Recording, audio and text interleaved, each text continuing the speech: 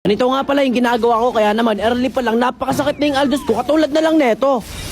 Kita mo yun, early pa lang, halos ma-one hit na. Bale, ang ginagawa ko nga lang pala dito ay ginagamit ko pa rin yung pinagbabawal na gigakat. Siyempre, pag ginamit mo yung pinagbabawal na gigakat, lalaki ang iyong lalaki ang iyong stock. Katulad na lang nito, gagamitin ko pa rin dito yung pinagbabawal na gigakat. Kahit pinagbabawal yan, gagamitin ko pa rin yan. Ganun talaga, alam nyo naman, masarap ang bawal. Joke lang. Kanina pa ako dito naiinis kay Bane. Hindi ko kasi mabot-abutan, katulad na lang nito. Nasa pakulan ng isa, sabay tatakbo na naman. Tapos ang masama pa nun, wala na, andito na yung dalaw. Wala pa naman akong second skill, wala na. Ito na yung katapusan nga ang kinabuhi. Eto na nga, sinasabayan na ako dito ni Bane. Sabi ko na nga ba, may kakampi. Basta nananabay na hindi nananabay sa'yo sa early. Matik, may kakampiyan sa gilid. Pero kahit natatlo sila, inapitas ko pa rin dito si Bane. Kaso nga lang, napitas pa ako dito ng dalawa. Ang hirap kasi puro stun. Eto, tingnan natin kung makatakbo ka pa. Wapak! And another wapak! Ano, takbo! Habang kinukuha nga namin dito ni Alice yung turtle, biglaan na lang sila nag-clash dito sa amin. Napakalakas kasi dito, pre, nung YSS nung kalaban. Tingnan mo, napakabilis tumakbo. Pero ang di dito alam ng kalaban ay kompleto pa dito yung skill ko. Teka lang, pre, ulti ako yan, pre. Teka lang, ito na, ulti ako na si Ginger.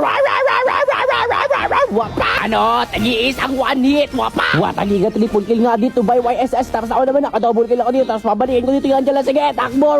Wapa! And another wapa. Ano yun? Ano nangyari dun sa core nila? Bigla na nawala yung Angela naman yung sinapa ko din. Sabay na ito na nakasabish na ako dito mga pre. Grabe. Kita mo yan. 8 minutes pa lang nakasabish na ako. Tapos meron ako 437 stocks. Wala pre. Basta makagamit talaga ako ng pinagbabawal na giga. Tapos gamit ko pa yung giga hyperbell. Magiging ganyan yung kalaban. Katulad na lang nung Parsa. Isa pa tong Granger na to. Tingnan mo. Anong nangyari dun sa mga yun? Bigla-bigla na lang nawala yung Parsa. Dumaan lang sa bush. Nawala yung Granger naman. Sinaniba na nung Angela. Nawala pa rin. Teka lang pre. Ambres dito ng YSS. Di ko mabutan.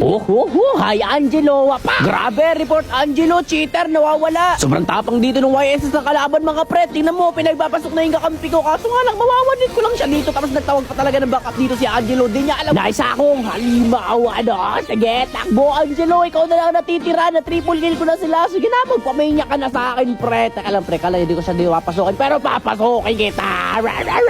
Sayang. Di pa ako maabot sa menyak. Pero wala na. Tapos na to pre. Aray ko. Nagbuhat na naman ako ng dark system. Sakit ng likod ko.